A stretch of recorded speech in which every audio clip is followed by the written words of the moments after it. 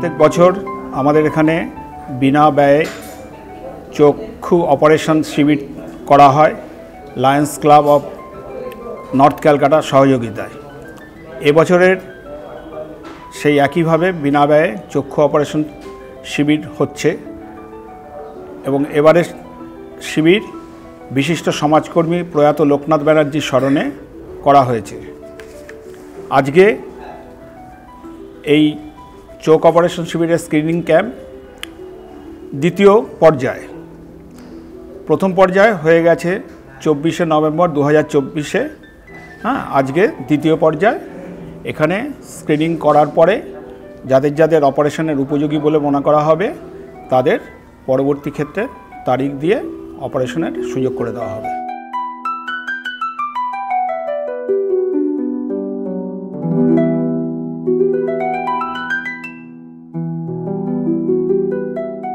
আমি দক্ষিণেশ্বর আরিয়াদাহ থেকে আসছি। আমার মায়ের চোখ অপারেশনের ব্যাপারে এখানে ডেকেছেন ওনারা, সেই ব্যাপারে আমি এখানে কথা বলার জন্য এসেছি। আর আমি আরিয়াদাহ দক্ষিণেশ্বর থেকে কিছু ট্রিটমেন্টের দরকার পড়লে, টেস্টিংয়ের দরকার পড়লে আমি অ্যাপেক্সে এসেই করাই এবং আমার জন্মও হচ্ছে এই বালি কেদারনাথ হসপিটালে।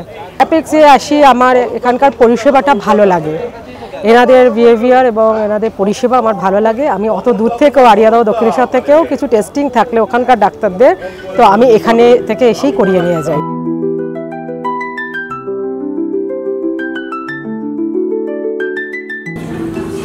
আমার নাম রমেশ বল, আমি বালি থেকে আসছি, 96 জিটি রোড। বালি অ্যাপেক্স ক্লাবে বিনা পয়সা চোখের অপারেশন হচ্ছে, তার জন্য আমি এখানে এসেছি। ইসিজি টেস্ট করলাম, সুগার টেস্ট করলাম, করার পর আজকে চোখ ডাক্তারবাবু দেখবেন, তারপর ডিসিশন দেবেন কবে অপারেশন হবে। আমার নাম সন্দীপ সরকার, আমি বালি ঘোষপাড়া থেকে এসেছি। অ্যাকচুয়ালি বাবাকে নিয়ে এসেছি অ্যাপেক্স ক্লাবের যে একটা আই অপারেশনের হয় সেটার জন্যই।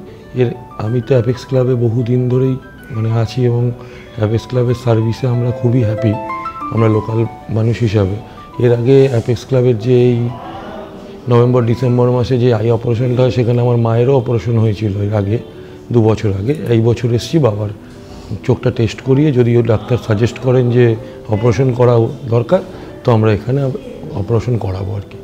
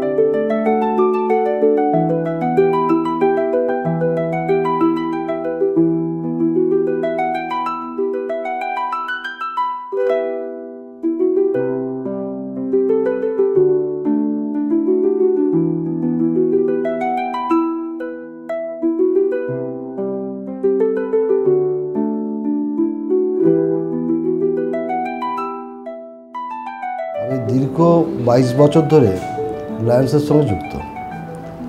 দীর্ঘদিন ধরে ক্যাম্পটা অর্গানাইজ করে আসছি আমরা, এবং আগে আমাদের এক বয়স্ক লায়ন্স মেম্বার ছিলেন,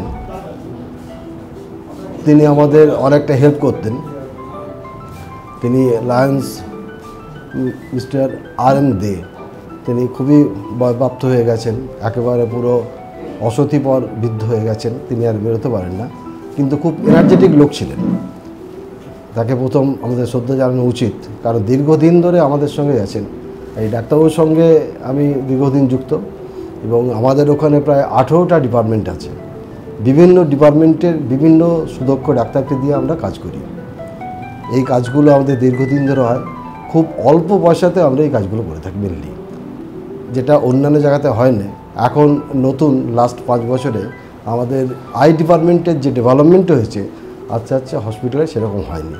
যে ডেভেলপমেন্টগুলো বলতে আমরা ওসিটি মেশিন এসেছে, পেরিমেট্রি মেশিন এসেছে, গ্লোকোমার জন্য আরও বেশি ডেভেলপমেন্ট চলছে এবং আমাদের রেটিনার জন্য একটা ক্লিনিক আছে। তাছাড়া আমরা পরবর্তীকালে আমরা কিছু দিনের মধ্যে হয়তো আমাদের নাইট শিফটের একটা ব্যবস্থা হতে পারে, সেটার জন্য আমরা করি। এবং আমরা মেনলি প্রত্যন্ত গ্রামগুলোতে আমরা যাই। এই যে অ্যাপেক্স ক্লাব দীর্ঘদিন ধরে আমাদের সঙ্গে যুক্ত, আমাদের দিয়ে ওখান থেকে অপারেশন করিয়ে নিচ্ছে এবং অপারেশনের যে রেজাল্টগুলো আমরা খুবই ভালো পাই। ডক্টর ভুটুরিয়া যিনি করেন এবং পরবর্তীকালে তিনি এসে এখানে দেখে যান, পোস্ট অপারেটিভ কেসগুলো যান, উনি আসেন, আমিও মাঝে মধ্যে আসি, এসে দেখে যাই। এবং এনারা প্রত্যন্ত গ্রাম থেকে এই সমস্ত পেশেন্টদেরগুলোকে কালেকশন করেন এবং তাদেরকে দায়িত্ব নিয়ে ওনারা হসপিটাল নিয়ে যান এবং সেখান থেকে অপারেশন করিয়ে আবার এখানে এনে তাদের বাড়ির লোকের হাতে তুলে দেন। এটা একটা দীর্ঘদিন ধরে চলছে। এই সুপ্রচেষ্টা এনাদের কাছে একটা আমরাও কৃতজ্ঞ, লায়ন্সের তরফ থেকে কৃতজ্ঞ। এবং এনারা এত দক্ষতার সঙ্গে কাজ করছে যে এগুলো ভাষায় প্রকাশ করা যায়।